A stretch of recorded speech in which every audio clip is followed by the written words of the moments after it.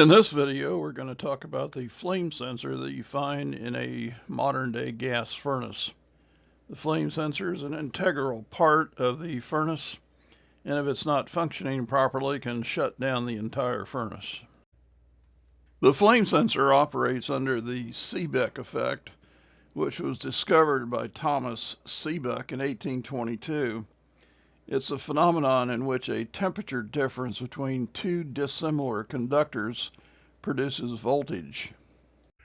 In order for the furnace to operate correctly and the flame sensor to operate, a good ground is absolutely necessary.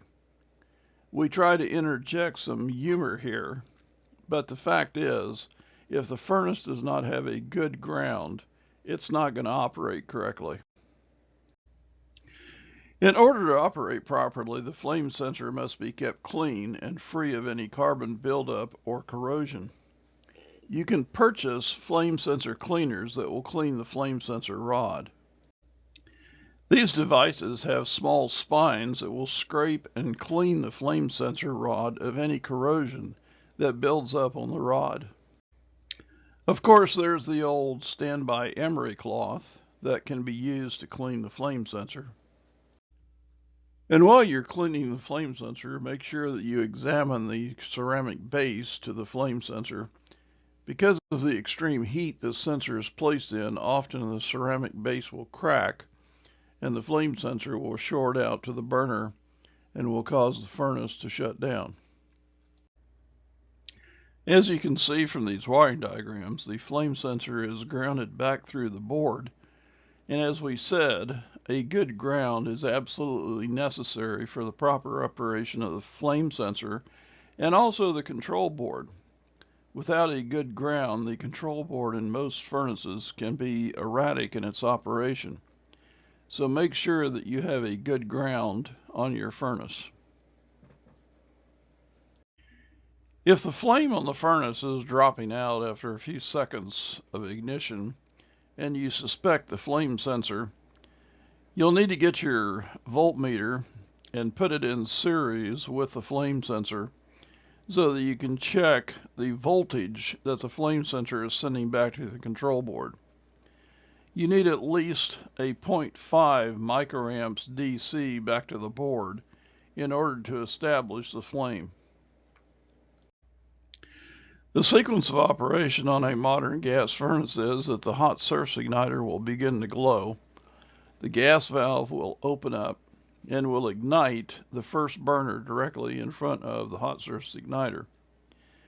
Then the flame will begin to carry over through the carryover wings of the burners until it reaches the farthermost burner, and there the flame sensor is going to sense the flame and send a signal back to the board that we have ignition across all of the burners.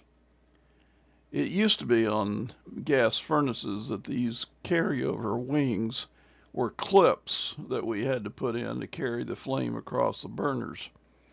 I had a technician one time that installed new burners on a furnace, and he called me up and he said that with the new burners he was having explosions in the furnace. And I asked him about the carryover wings. And he said, "What carryover wings?"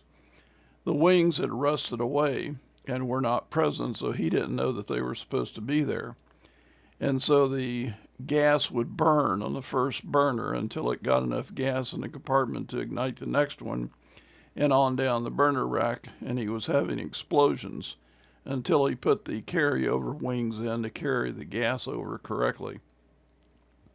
So make sure that everything is in place in the burner rack.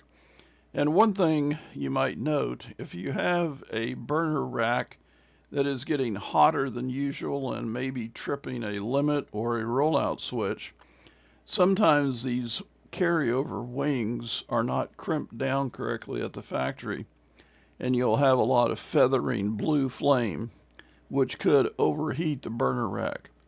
If you have that, you can simply take the burners out and crimp these wings down a little bit so you don't have so much blow off going across these wings.